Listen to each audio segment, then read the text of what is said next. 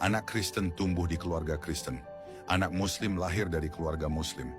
Anak Hindu dari keluarga-keluarga Hindu. Makanya agama yang paling berkembang itu bukan soal kebenaran ajarannya. Tapi karena agama mana yang pemeluknya paling banyak buat anak, maka agamanya pasti cepat berkembang.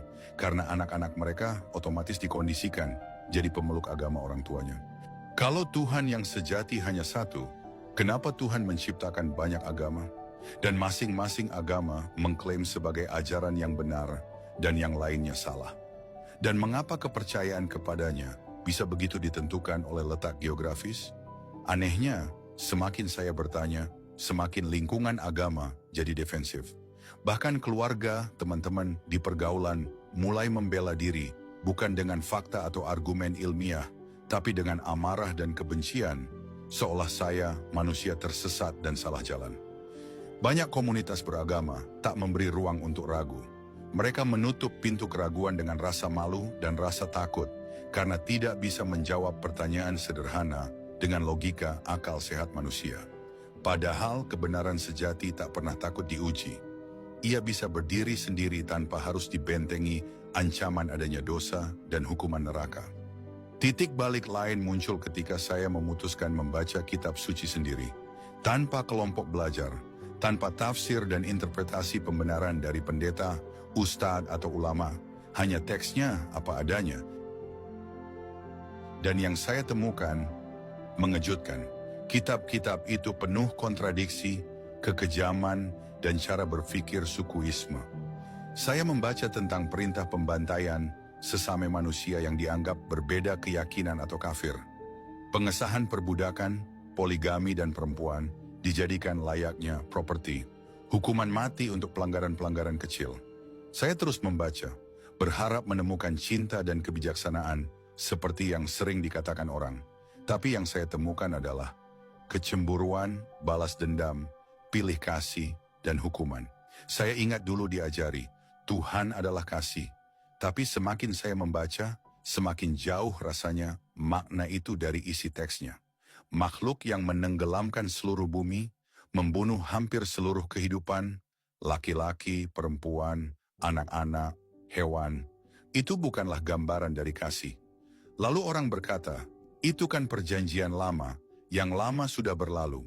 Tapi perjanjian baru pun membawa masalahnya sendiri. Di sanalah muncul ide hukuman kekal, bahwa orang pantas disiksa selamanya hanya karena tidak percaya pada sebuah ide. Kesalahan terbatas, tapi hukumannya abadi. Itu bukan keadilan, itu kekejaman. Dan kalau cinta harus dipaksa lewat ancaman, itu bukan cinta, itu paksaan. Cinta yang dibeli dengan rasa takut bukanlah cinta, tapi penyerahan. Saya juga mulai bertanya soal mukjizat, atau lebih tepatnya, ketiadaan mukjizat. Katanya dulu laut bisa terbelah, orang mati bisa dibangkitkan. Tapi sekarang, saat kita punya kamera, rumah sakit, dan ilmuwan, semuanya hilang.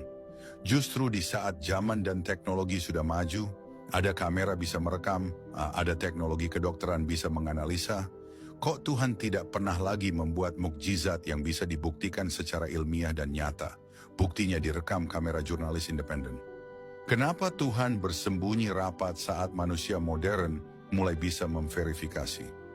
Kalau Tuhan ingin kita percaya, bukankah Ia seharusnya memperlihatkan diri, bukan menuntut iman buta? Kenapa Tuhan berhenti menunjukkan mukjizat justru saat kita bisa membuktikannya? Kalau Tuhan menciptakan dunia dan ingin kita percaya, mengapa Ia bersembunyi begitu rapat?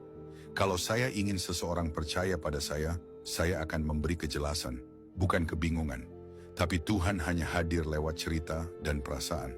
Padahal perasaan bisa menipu. Cerita dan sejarah apalagi, semua bisa ditulis sesuai narasi penguasa dan rezim yang berkuasa. Mau seperti apa sejarahnya, semua narasi sejarah itu subjektif narasi buatan manusia. Seiring ilmu pengetahuan berkembang, peran Tuhan dalam menjelaskan dunia semakin kecil.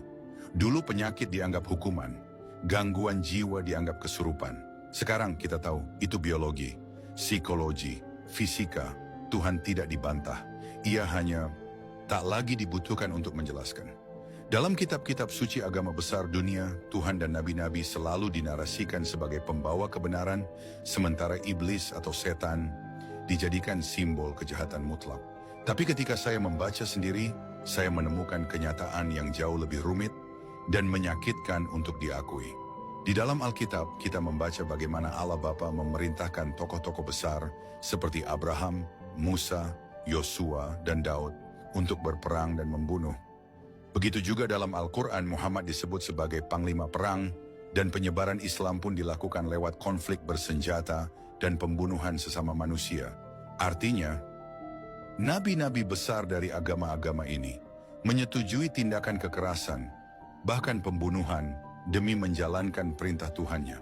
Pertanyaannya, apakah membunuh atas nama Tuhan bisa dibenarkan secara moral dan kemanusiaan? Kita, manusia biasa, jika punya 4 anak, 2 baik, 2 jahat, apakah kita akan memerintahkan 2 yang baik untuk membunuh 2 yang jahat? Tidak. Kita mungkin kecewa, marah, tapi kita tak akan menciptakan pembunuhan sebagai solusi.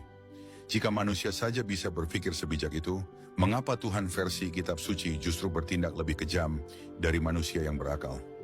Lalu, mari kita bandingkan dengan sosok yang disebut paling jahat, iblis atau setan. Dalam Injil dan Al-Quran, jumlah manusia yang secara langsung dibunuh oleh iblis tidak ada.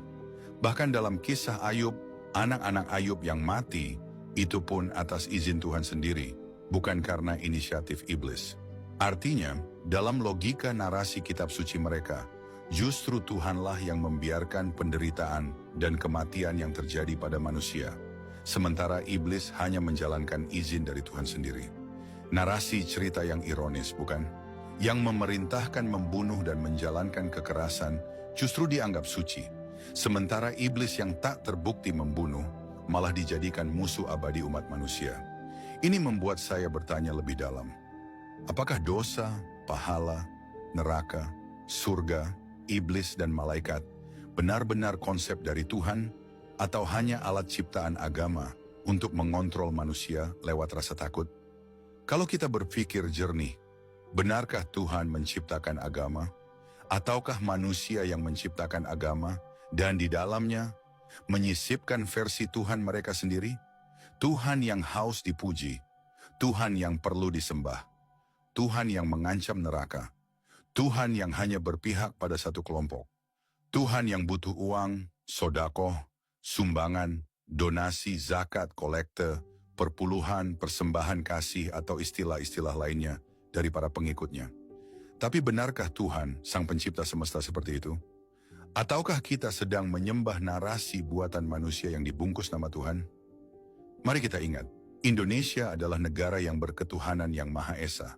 Artinya, kita mengakui satu Tuhan saja, yaitu Tuhan yang Maha Esa, Tuhan yang universal, bukan Tuhan dari versi agama A, B, C, atau D, tapi Tuhan yang berlaku untuk semua manusia, tanpa memandang agama, suku, ras, atau label kepercayaan. Tuhan yang tak berpihak eksklusif. Tuhan yang tak membenci ciptaannya hanya karena perbedaan keyakinan. Kenyataannya, konflik terbesar dunia saat ini berakar dari agama-agama besar, terutama dari agama-agama yang lahir dari tradisi Abrahamik. Timur Tengah tak pernah damai, Israel, Gaza, Iran, Lebanon. Semua perang dibenarkan dengan nama Tuhan. Di Indonesia kita punya sejarah panjang kekerasan berbalut agama, perang Ambon, bom Bali, pelarangan ibadah, terorisme, dan ekstremisme berbasis iman. Lalu, benarkah agama membawa kedamaian? Ataukah justru agama membuat dunia ini tidak pernah damai?